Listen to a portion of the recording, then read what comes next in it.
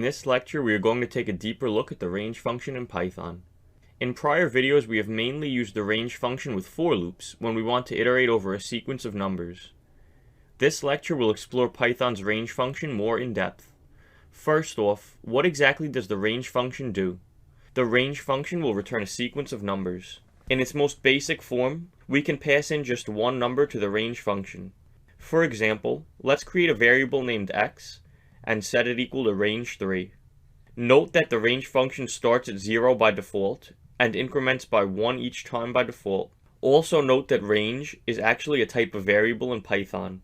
What exactly do these two sentences that I just said mean? Well, right now, what is the value of x? Specifically, right now x holds a sequence of numbers 0, 1, and 2.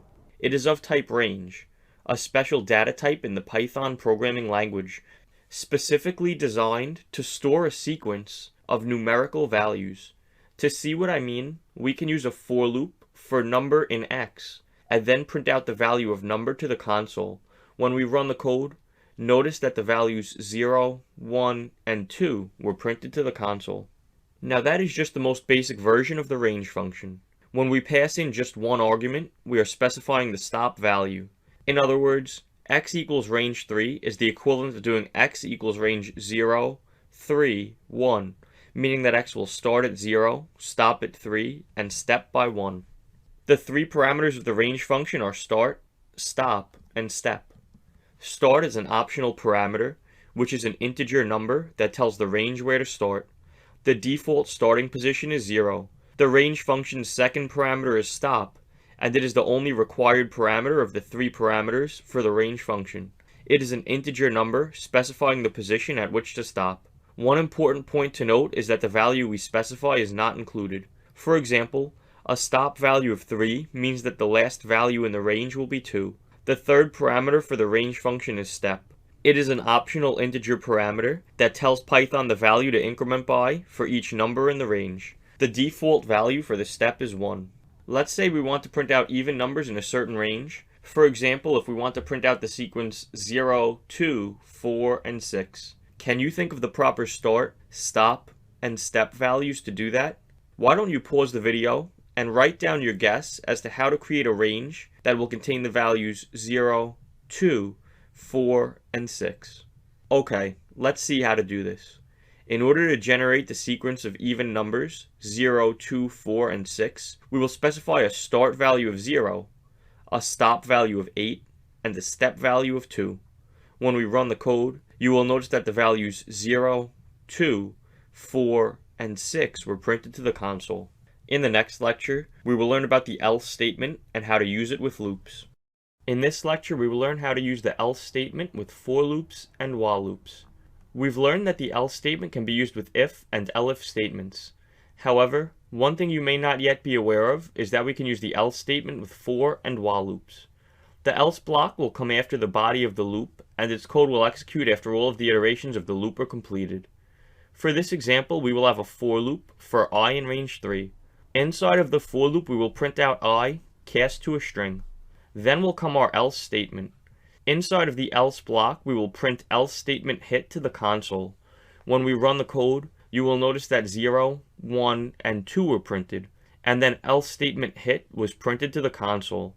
As you can see, once all of the iterations of the for loop were complete, the else statement was executed.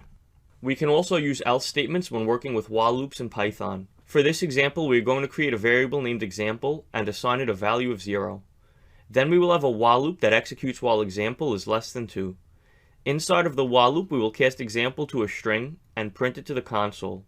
Then we will add 1 to example using the plus equals operator. After that, we are going to have an else statement, inside of which we will print out else statement hit. When we run the code, you will notice that 0 and 1 were output, and then our code hit the else statement, which printed else statement hit to the console. In this lecture, we will go over the answer to the if statement coding exercise. The question asks us to fill out the body of the example function so that x is set to 5 if the condition is true, and 3 if the condition is false. Use an if-else statement, then print out x to the console. We start out with the following code.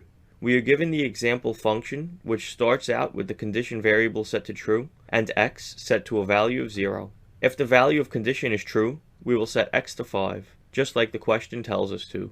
Else, we will set x to 3. The final part is to print the value of x to the console, which we do outside of the if-else statement. This coding exercise was pretty straightforward, and if you had trouble with it, please review the lecture of the if, elif, and else statements in this section of the course. This solves the coding challenge that we were asked to solve.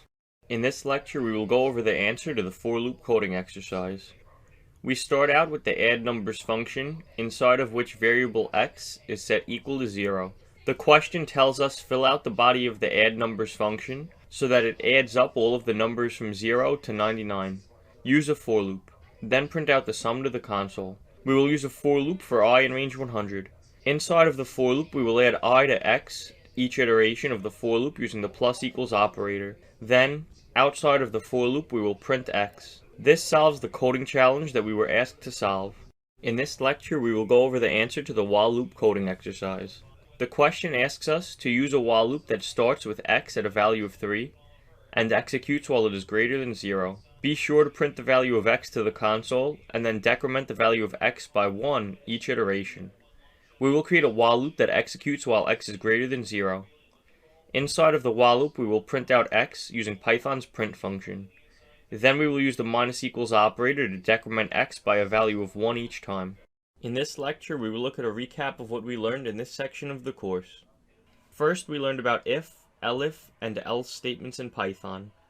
Next came a lecture on for loops, and then a lecture on while loops. After that, we learned about the break keyword and how to work with it when writing Python code. After that came a video on the continue keyword. Next, we learned about Python's range function. After that, we learned about the else statement with regards to using loops. Finally came some hands-on coding exercises that tested our knowledge of the material we learned in this section of the course.